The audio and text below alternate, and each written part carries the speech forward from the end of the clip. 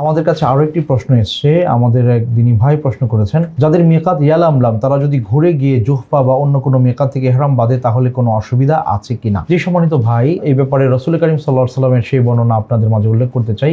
আল্লাহ রাসূল সাল্লাল্লাহু আলাইহি ওয়াসাল্লাম তার ব্যাপারে যে বর্ণনা এসেছে, ওয়াক্কাতা রাসূলুল্লাহ সাল্লাল্লাহু আলাইহি ওয়াসাল্লাম লি আহলিল মাদিনা যাল হুলাইফা ইলা আখিরিল হাদিস। রাসূল করিম সাল্লাল্লাহু আলাইহি ওয়াসাল্লাম তিনি মদিনাবাসীদের জন্য যুল হুলাইফা, শামবাসীদের জন্য জুহফা, এভাবে নানান অঞ্চলের মানুষদের জন্য মিকাত নির্ধারণ করেছেন। এরপরে শেষের দিকে এসে তিনি বলেছেন, হুন্না লাহুন্না ওয়া লিমান আতা আলাইহিন্না মিন গায়রি আহলিহিন্না লিমান কানা ইউরিদুল হজ্জ ওয়াল উমরাহ। আল্লাহ রাসূল সাল্লাল্লাহু আলাইহি ওয়াসাল্লামের এই বর্ণনাটি সহিহ বুখারী মুসলিমে উল্লেখ আছে। তিনি বলেছেন যে এই জায়গাগুলো আমি নির্ধারণ করে দিলাম এই অঞ্চলের মানুষ অথবা এই অঞ্চল দিয়ে যারা পারাপার হবে, এই অঞ্চল দিয়ে চলে যাবে, তারা এই জায়গাগুলো থেকে ইহরাম বেঁধে যাবে। তো এই হাদিস থেকে বোঝা যায় যে মদিনাবাসী কোনো ব্যক্তি যদি মক্কায় উমরা করতে আসে তাহলে তিনি যুল হুলাইফা থেকে ইহরাম বাঁধবেন। অনুরূপভাবে বাংলাদেশের কোনো হাজী যদি মদিনায় যান সরাসরি, অথবা মদিনা হয়ে তিনি মক্কায় যেতে চান, তাহলে তাকে কিন্তু যুল হুলাইফা থেকে ইহরাম বেঁধে মক্কায় যেতে হবে। যদিও বাংলাদেশিদের জন্য আমরা জানি তাদের মিকাত হচ্ছে ইয়ালামলাম, কিন্তু তিনি যেহেতু ডিরেকশন চেঞ্জ করেছেন,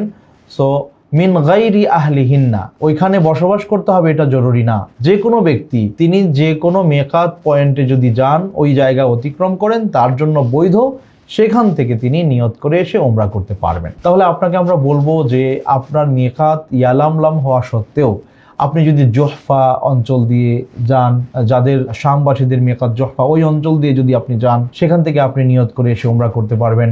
আপনি যদি মদিনা হয়ে আসেন তাহলে যুল হুলাইফা থেকে আপনি ইহরাম বেঁধে এসে উমরা করতে পারবেন, এতে কোনো সমস্যা নাই। আল মুহিম আপনি মিকাতে ইহরাম বাঁধলেন, এটা আপনার জন্য যথেষ্ট। আশা করি আপনি আপনার উত্তরটি পেয়েছেন সম্মানিত ভাই। চমৎকার প্রশ্নের জন্য আপনাকে ধন্যবাদ।